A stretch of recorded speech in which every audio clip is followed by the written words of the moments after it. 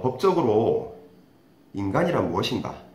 어디서부터 어디까지 인간으로 인정되는가에 대해서 몇 차례 이제 시리즈로 한번 영상을 올려보도록 하겠습니다. 오늘 첫 번째 시간으로 태아입니다. 태아가 과연 언제 그 법적인 사람으로 인정이 될 것인가? 그 부분에 대해서 간단하게 한번 알아보도록 하겠습니다.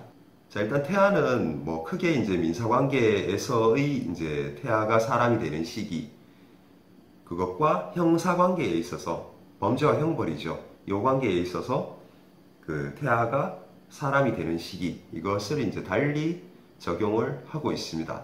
민사관계부터 보면은요, 일단 먼저 이제 분만 과정이랄까, 이 태아가 있죠. 태아가 뭐 임신 1주차부터 쭉 가서 이제 분만이라는 절차를 거치죠. 분만을 통해서 하나의 독립적인 그런 개체로 등장을 하게 되죠. 근데 이 태아일 때의 경우에는 이 태아가 사람입니까? 태아가 사람이냐? 이 부분에 대해서 뭐 윤리적, 종교적으로 뭐 어떻게 얘기를 할지는 모르겠으나 법적으로는 태아는 아직 모체로부터 독립된 어떤 인격체, 권리 의무의 주체가 될 수 없습니다. 그래서 태아는 일단 사람은 아니다. 사람은 아니다. 법적으로는 그렇습니다. 자, 그럼 태아가 언제 사람이 되느냐? 그러면 이 분만을 통해서 이제 사람이 되는 거죠. 권리 의무의 주체로 이제 등장을 하게 됩니다. 근데 분만 과정 자체가 보시면은 뭐 이렇게 뭐 이런 연속선상에 있고 이 과정 자체를 분만이라고 하죠. 과정. 그러면 일단 뭐 규칙적인 진통이 오고 오죠. 규칙적인 진통이 와서 나 배 아파. 곧 출산을 할 것 같아. 라고 이제 그렇게 인지하게 되는 시점이 있고, 그 뒤에 이제 요즘 다 병원에서 나으니까 거의 다 병원으로 가서 이제 그 분만 준비를 하고 분만 과정을 거치죠. 그러면 애가 이렇게 뭐 그 모체가 이렇게 있다면 그냥 단순화시켜서 그려볼게요. 애가 자, 한 요 정도 나왔다. 머리부터 나오겠죠. 요만큼 나왔다. 요만큼 나왔다.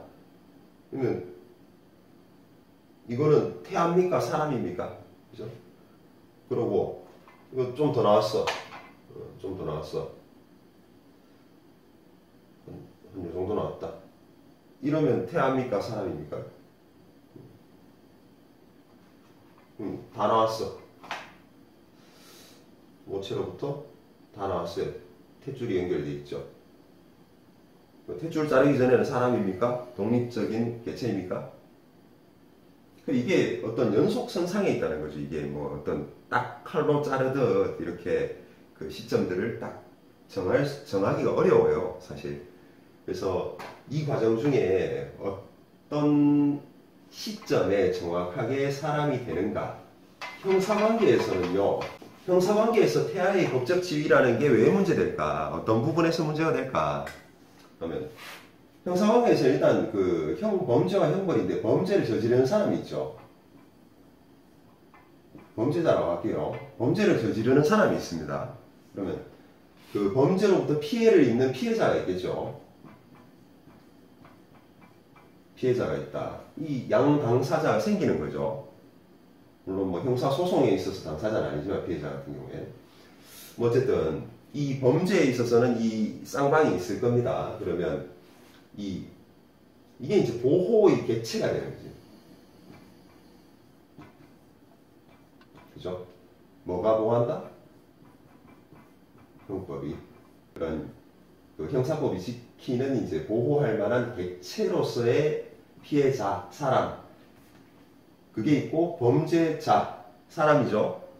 사람인데 태아가 범죄자가 될 수 있을까요? 태아인지 사람인지 문제되는 그 시점에 있는 그 과정에 있는 그 생명체가 범죄자가 될 일은 없죠. 그죠?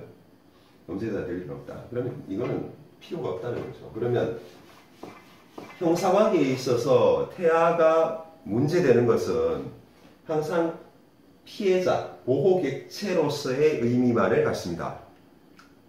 그죠? 그러니까 보호를 좀 두텁게 해줄 필요가 있다는 거죠. 왜냐? 생명체니까 사람이 아니더라도 생명체이기 때문에 우리가 그냥 명백한 태아의 경우에도 우리 낙태죄가 아직까지 존재하지 않습니까? 낙태죄? 아직 존재하죠. 물론 뭐 폐지에 관한 이야기들은 논의는 항상 진행이 되고 있습니다만 아직 존재를 하죠.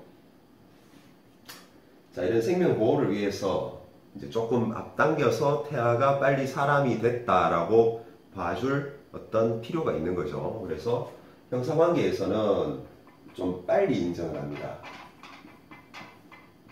형사관계에서는 뭐냐면 규칙적인 진통이 올 때,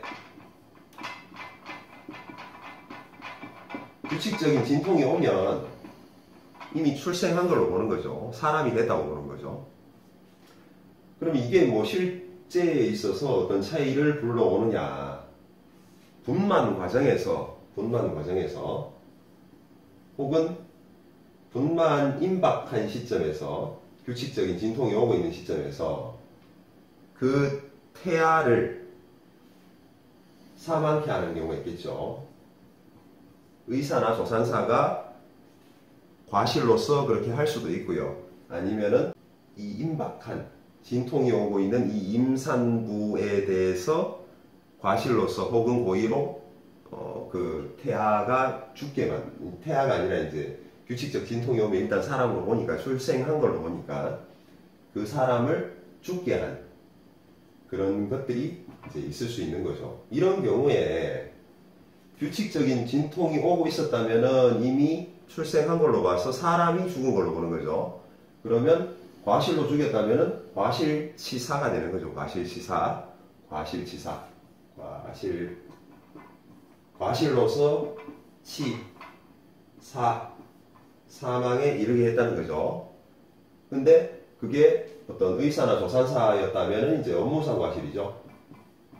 업무상 더 주의 의무가 더 있음에도 높음에도 불구하고 그를 게을리해서 이렇게 사망에 이르게 했다. 이게 되는데 규칙적인 진통이 오기 전이고 배는 이만큼 불렀는데 그런 상황이다. 그러면 사람이 아니죠. 아직 태아죠. 그냥 태아라면은 이제 낙태죄만이 문제가 되는 거죠. 낙태죄.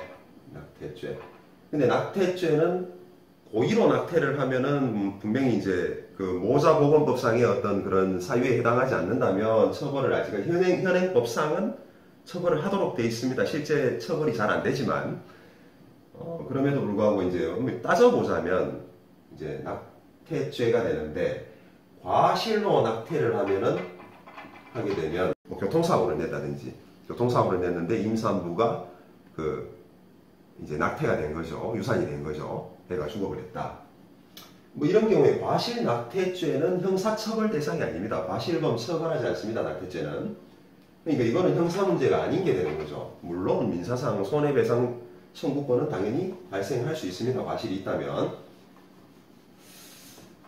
형사관계의 문제는 아니라는 거죠. 형사관계라는 것은 국가형벌권을 발동해서 개인, 국민에 대해서 가장 강력한 어떤 제재를 하는 수단이기 때문에 사회방위의 어떤 최후 수단입니다. 최후 수단.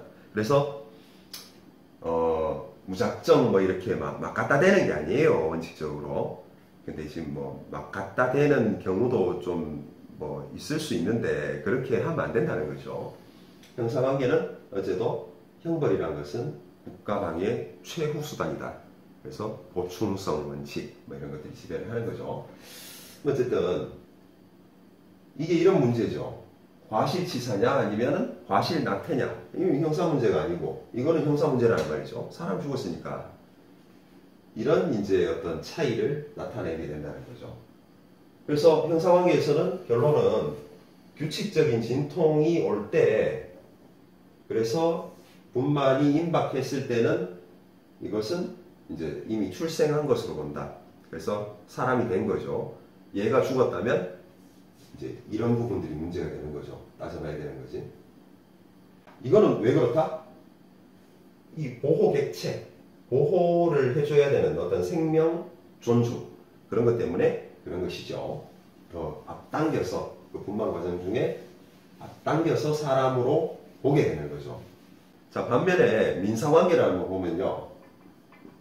이 개인의 이제 어떤 거래, 그리고 권리 의무 관계, 그 다음 신분 관계인데, 민사관계에서 뭐, 태아와 어떤 사람의 출생한 사람,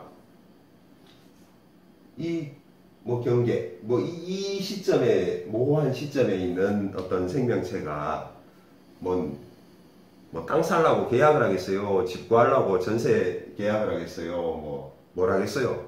아무것도 못 한다는 거지. 사실 의미가 없어요. 거래할 그게 없기 때문에. 다만 이제 태아가 언제 사람이 되느냐, 이게 문제되는 것은 뭐 생각해보면, 골똘히 생각해봐도 두 가지밖에 없어요. 두 가지밖에. 이제 뭐 예를 들어 신분관계에서 상속순위, 얘가 태어났냐 안 태어났냐를 결정함에 따라서 얘가 아직 태아에 불과한가 혹은 사람이 됐는가, 이것에 따라서 상속순위가 달라진다는 거죠. 그 다음에 이제 그 모체 혹은 그 부모의 어떤 사망 같은 것들, 사망이나 뭐 어떤 후유 장애를 낳는 뭐 이런 부상들, 뭐 이런 것들로 인해서 이제 그 손해배상 청구권이 발생할 수 있겠죠. 왜냐하면 이 장사 출생해가지고 이 사람이 벌어가지고 양육을 해야 되는데 이게 안 되잖아요. 이렇게 돼버리면. 그래서 상당한 손해를 입을 수도 있고 정신적으로도 상당한 피해를 입을 수도 있다. 출생하면서 벌써. 그죠? 출생하면서는 뭐 정신적 피해를 입는지 안 입는지는 모르겠습니다만 어쨌든 뭐 그렇다고 보는 거죠. 뭐 크면서 알겠지, 그죠? 어쨌든 뭐 그런 부분들인데, 이런 것에 관해서 그 부모의 어떤 그 손해배상 청구권,